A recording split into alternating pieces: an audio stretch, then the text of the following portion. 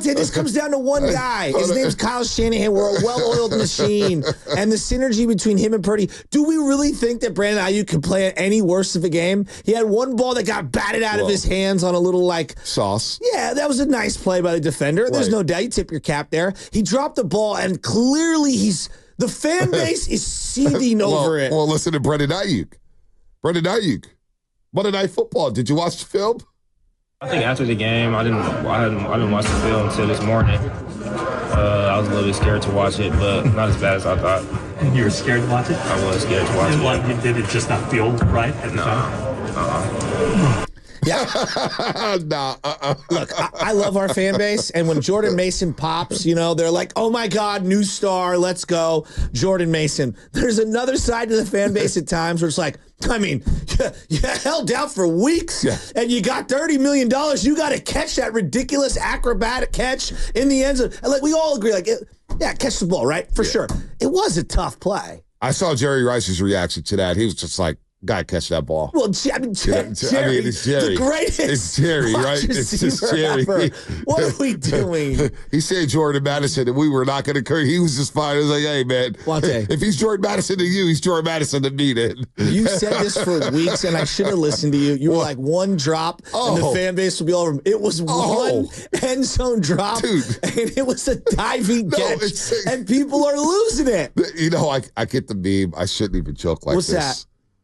But I'm not even going to go there. I'm not going to get canceled today. But basically, people have their pitchforks out for Brandon Aiyuk for whenever he drops a pass. Same thing last year with Bosa. It was like, hey, Nick Bosa, you hold out. That's cool. You got your $34 million. You got your $120 million guaranteed. Yeah. That's okay.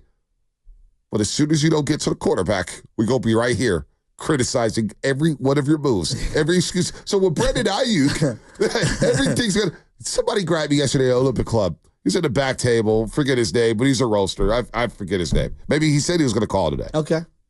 He goes, Ponte, you couldn't just leave $3 million on the table? You had to take all the money? And then you drop that pass?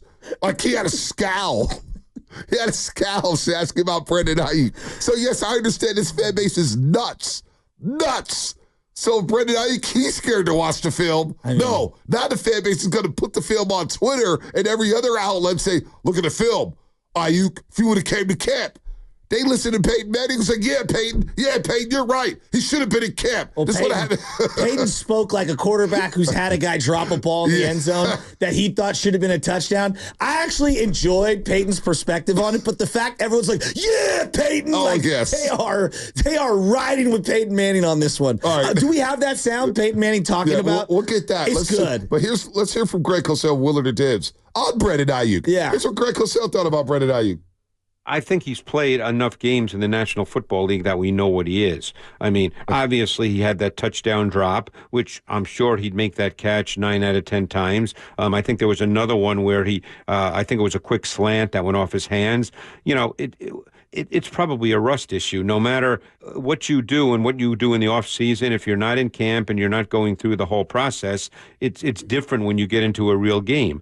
I mean, I don't think there's any reason to be worried about Brandon Aiyuk. He's played a lot of games in the league. He's been a good receiver. We talked about him last week. He's not all of a sudden going to be a bad receiver. He had a bad drop. He dropped a touchdown. It was very visible. It's a national TV game. So it happens. It happens. That's exactly how I felt. Thank you, Greg. It's exactly how I felt. So, I mean, and then I'm seeing people post the drop from the Seattle game where there was the blowout in the sideline one. And they're like, this man keeps dropping Purdy passes on purpose. Well, how about this one? He dropped Trey Lance's first pass in that preseason game when Trey Lance rolled out of the pocket and scrambled, and Trey Lance threw a dime. We're like, oh, Brandon Aiyuk dropped it. He drops a spectacular plays. You don't think he's like, you know what I know is that on third down in the playoffs against the Green Bay Packers, as the rain is coming down and the Niners were desperately trying to extend the game and move the sticks and put themselves in a position for a field goal, Purdy threw a pass where a defender is on the back and hip of Brandon Aiyuk, and it was a perfectly thrown pass, and he was diving, over wherever the first down marker would be, and he caught it with the entire season on the line. Wow. So I know that Brandon Aiyuk has that in him, and he's going to do it. Yeah, he's got to catch the ball. I get it. But, everyone needs to just take a deep breath. 707, Xfinity Mobile text line. I would expect me to catch that pass. BA has to catch that one. It was a 6 from a 0 to 10-foot catch difficulty. I love that we have like difficulty ratings. It was a 6. It was only a 6. I need to catch that pass. Don't go on YouTube. Don't make excuses for him, Greg Cosell. Let's go, BA. Only a 6 from the guy that's sitting on his couch texting in. I could do that in my sleep. Hey, you know what though? This. It is interesting that I've noticed Bosa, Aiyuk, Jordan, Poole. There is a common denominator here. When you get the money, yeah, the algorithm changes. The algorithm changes for the fans. Hey, Jordan Poole averaged 20 a game that season. I was like, you know how hard it is to average 20 in the NBA? And we acted like he averaged 10 points a game and turned the ball over 8 times a game. I mean, did you not see this fan base turn on him? No, we went from having pool parties, wearing sunscreen. I was wearing sunscreen on television, wearing floaties. You were yelling at me, he needs to start. Jordan Poole. Like, we were having pool parties. Couldn't get enough of Jordan Poole. Boy. It's weird, though, right? It is I don't get it. You tell me. Listen, you're more of a fan than I am, right? Well, I got the journalism hat on sometimes. But, like, it is weird that we will flip on a player because it happened with Deebo Samuel. It happened to Jimmy. It happened to Joe. Oh, my gosh, it happened to Jimmy. Like, Jimmy, we don't ever bring up the good times with Jimmy. No. Ever. No. Ever. Like, No. you brought up the Seattle game where he goes, hey, how many times a night you heard me yell at Shasky, you say 22, 285 in Seattle? He's incredible. He was the best quarterback the Niners have had. Go to Seattle and win a game since Alex Smith did on that Thursday night in the rain. But I think where the Aiyuk thing falls down, and this is where the Peyton Manning, do we have the Peyton Manning? Yes, we have it right here. You play the sound because I want to react to the sound because there's a specific thing that I heard from him that I agree with. Man to man, Jennings. What a throw. Aiyuk, he's a little rusty, Pate. You know, he's missed all training camp. Hey, get signed, get in training camp. There's a reason for training camp. You need it. We need the reps. Oh. Get those contracts done earlier so we can get in training camp. We don't drop balls on opening night. Right, it's probably one thing catching passes, running routes. All of a sudden you're laying out for a pass, full speed, diving. That's why, yeah, those happen in camp. You make those, you practice those. That's just a little rusty right there. You're still catching balls at a high school field from some quarterback that's 45 years old, my age. You're not catching balls from your quarterback. Get signed, get in camp, and we don't drop the ball. So that part is 100% on. Yep. No, I was just going to read this one. Go ahead. I'll read this after you say it. Like, it's one thing for Joe Shasky to hit you a bunch of fungos, at Westmore on a Tuesday. It's another thing to have, like, I don't know, Juan Soto hitting a smoked line drive at you and be ready to play infield in the bigs, right? They're very different. And I have been saying this. Everyone's like, camp doesn't matter. Practice doesn't matter. What are you talking about? Well, I talk to athletes all the time, whether it's professional athletes or high school or youth level or whatever. You know what separates Steph Curry from all the others? Practice. What do all the great players in the league say about Steph Curry's practice habits? This man plays so hard in practice. No wonder he's so good in games. Right. Jerry Rice, what separated him? Practice. All-season workouts. The work ethic, okay? Whether it's Brandon Crawford and his pregame routine or Buster Posey or whoever, all of the great players in this region, practice is what sets them apart. Now, is there an element of you got to get yours and get the money and get paid? Absolutely. But everybody dismissing training camp and reps and practice, I think we have enough data right now, whether it's Klay Thompson missing out on the offseason because of mentals, whether it's Nick Bosa holding out, whether it's Brandon Aiyuk, whether it's Blake Snell recently with the San Francisco Giants. Practice and getting yourself geared up for the regular season is way more crucial than we ever thought. No, it is important. Well, I think it's more important, too. There's levels to the importance, right? A quarterback can't hold on. A quarterback needs to be in camp. No doubt about it. Wide receiver, you would think, would be high up on that list because of the rapport they have to build with the quarterback. And, Aiyuk last offseason didn't get a chance to work out with Brock Purdy because Brock Purdy was rehabbing with the elbow injury. Now, Brock Purdy did participate in training camp. They were able to build some rapport there in training camp. You have to do it as a wide receiver. And look, there's no doubt that missing all that time is going to hurt Aiyuk early in this season. It is. There's no doubt. I'm just happy they didn't trade the guy. I'm just happy they didn't trade the freaking guy. I mean, especially given what's going on with CMC. But you asked a question. CMC and Ricky Pearsall for crying out loud. Oh, yeah, well, the Ricky Pearsall.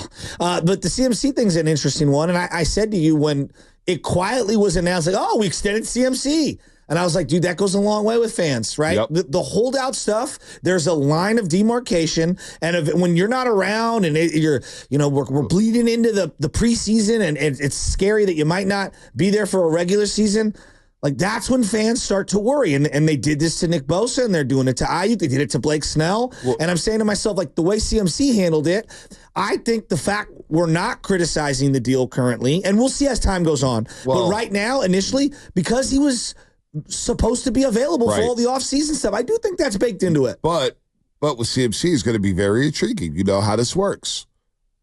If he doesn't play much this season, and who knows what's going to happen with him and the Achilles tendonitis. It feels good one day, it doesn't feel good the next day. Yeah, I don't know what it can flare up. It feels like a ticking time bomb. We've got enough evidence and data to know that when you hear Achilles tendonitis, it's just a matter of time.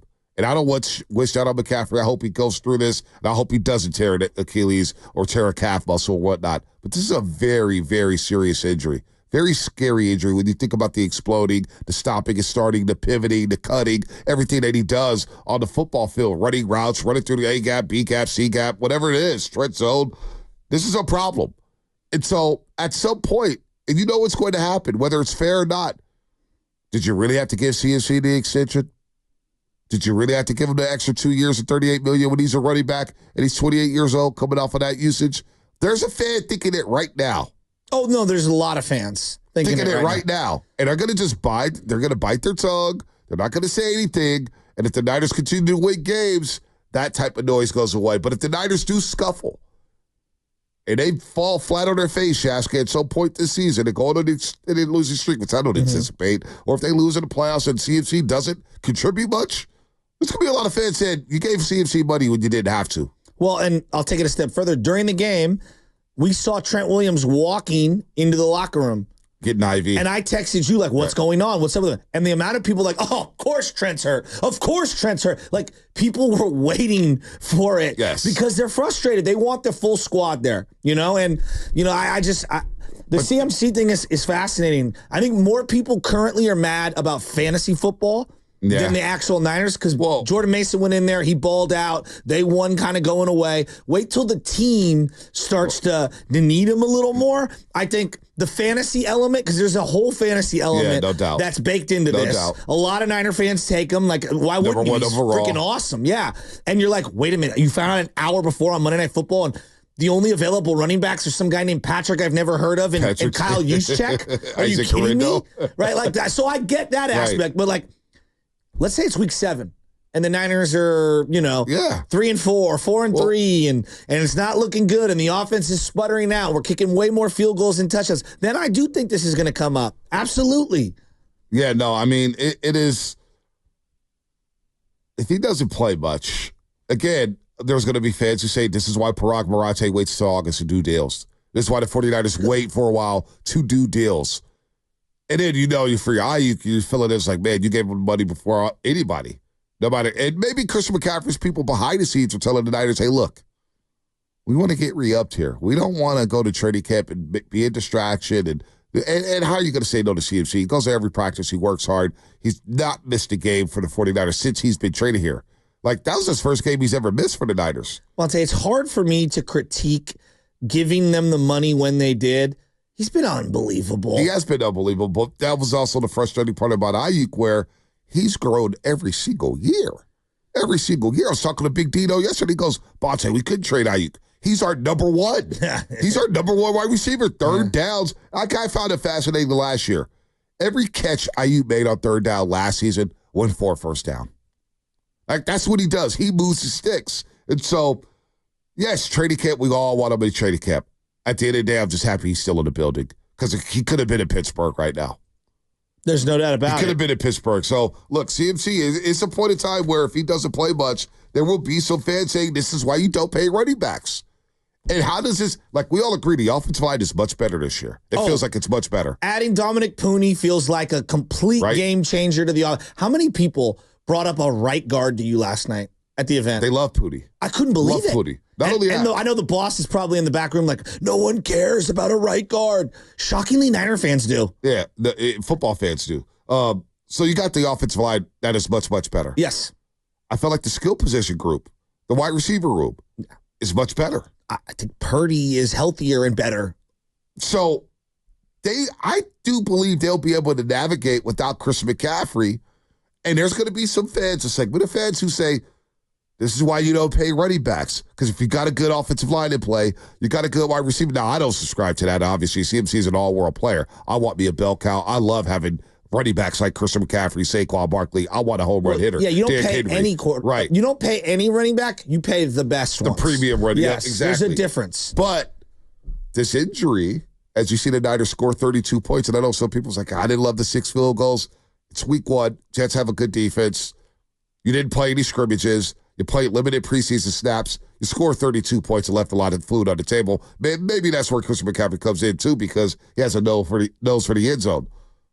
But with this offensive line and the good wide receivers that you have in this room and the quarterback that you have, who I think is playing at an unbelievable level. He's a top 5 quarterback right now, Sasky. Let's just face it. Brock Purdy is a top 5 quarterback right now. I don't care what your rankings say. He's one of the 5 best quarterbacks in the NFL right now.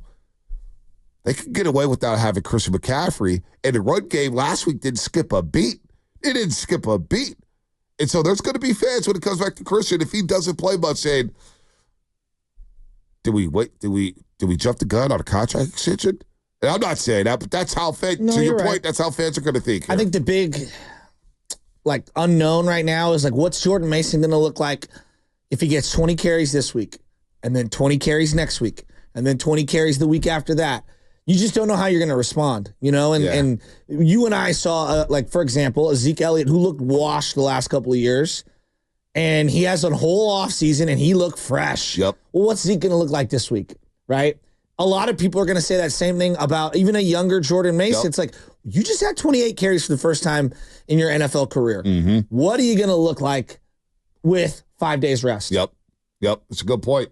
And not only are you the Monday night game, you were a Monday night game, you're the Sunday morning game. Yep. It's the least amount of rest you could get. That's a sneaky long flight, too. Sneaky long flight to Minnesota. What, 4.5, 5 hours? It's up there. It is up there. Remember, we flew in that red eye Philadelphia, Minnesota, and it gets cold up there. If he ran for 80 yards this week, I'd be like, wow, all right, now we got some. He doesn't even need to break 100 for me. Well, they didn't run the ball last year against Minnesota at all. They struggled against Minnesota running the football. They put it on.